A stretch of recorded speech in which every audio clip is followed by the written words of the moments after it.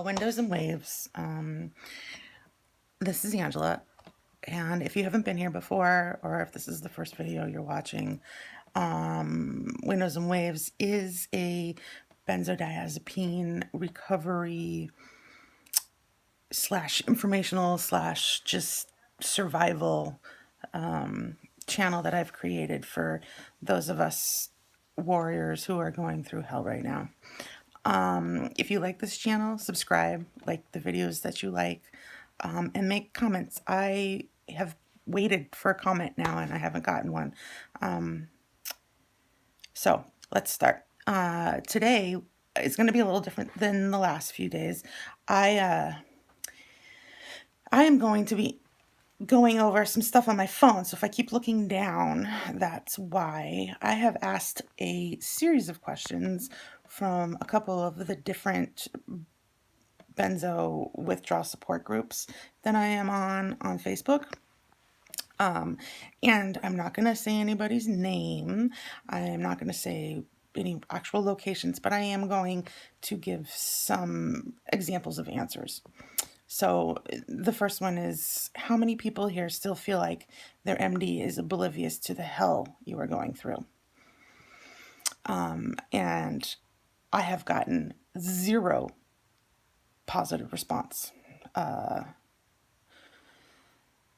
Definitely all doctors should have required classes on benzos. I think most of us could teach them. They are completely oblivious. They have no clue at all. They just read the brochure that comes with the pills, and the brochure lies. It's the pharmaceutical companies that we have to blame for this, which I kind of agree. I wrote, both of my doctors think I'm full of poop. I'm about to bombard them with informational emails, which I suggest you do too. There's so much information out there, especially from the UK, about the dangers of this stuff. The World Health Organization does not support benzo use anymore. So arm yourself. Let your doctors, your clinicians, your psychiatrists know what you're going through, and show them that there are a number of people going through the same thing. Give me just a second. I gotta find another one here. I can tell you that something kind of special happened recently. With one of my questions was, where are you all from? And it kind of seemed like a bunch of you are close to each other. It seemed I got a lot of Illinois and Virginia. And some of the people in Illinois got to actually come together and be able to support each other and email each other. And I think that's great. I think the more we can find people who are suffering with us, the better off we'll be, because nobody wants to listen, or they don't understand, or, you just feel alone. It's so nice to not feel alone. I actually put it up because I was looking for somebody from Alaska, and I have yet to find anybody, which makes me kind of sad. Let's see.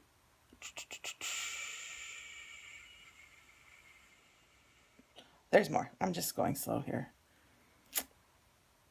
Oh, this one's good. I asked today, actually, how many of my fellow survivors know that if you can get diagnosed with either BWS or PAWS, you're eligible for federal disability.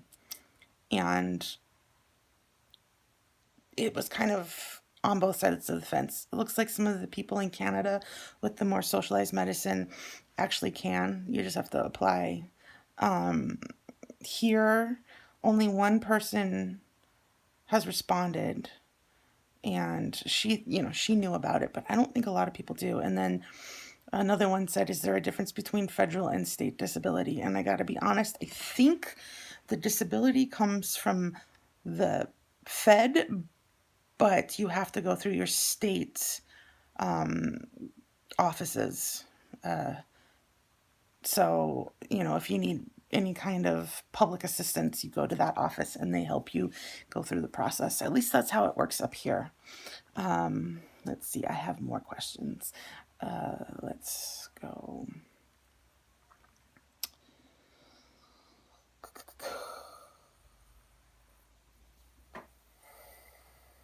Oh, there's more answers. A lot of people just feel like their doctors do not like them. Let's see, even with the initial dangers of quitting cold turkey, who thinks tapering would be harder and more prolonged? Why? I ask that question because I was forced to cold turkey without knowing what was really going to happen. And it was hard. It's been 2 years, but I'm surviving. Like I say all the time, my windows are longer than my waves. But everybody seems to think that tapering is better. However, it just seems like it prolongs your pain. I don't know. Honestly, the best response was, let's just say either way is totally sucks. And that's true. However you choose to do it. Ashton method, cold turkey, rehab, any of those, just nothing is comfortable and nothing is ever gonna be until you're healed. And I asked one more. Let's see if I can find it here. Those of you who have gone back to work, how long did it take you to recover before doing so? I'll tell you, I've been out of work for 6 years. Before before going on the benzos, I was out of work for about 3 years because I needed to be with one of my children before school started. And then once school started, I was pregnant. So I stayed with babies, and then I went into withdrawal and couldn't work, as most of you know. It's a miserable, miserable time. However, at this point, at 24 months, I think I'm ready to at least work part-time again. I want to make money. I'm sick of living on a fixed income and not having conversations with adults. But I don't think I could handle a full day yet, which is kind of sad. But I'll get there, right? I only got 2 responses from this, and it makes me sad because it makes me wonder how many people just avoided the question. One of them said month 7, and the other one said month 24, which is where I'm at, so that makes sense. I'll have a whole bunch of other questions at another time. Would love to get questions from you guys in the comments area to ask and see what other people have to say. Also would love to get people together who are in close proximity to each other so that we can commiserate and survive with each other. So comment down below, like the video, and subscribe. I want to get this out to as many people as possible, so please subscribe. Subscribe and recommend. Subscribe. All right.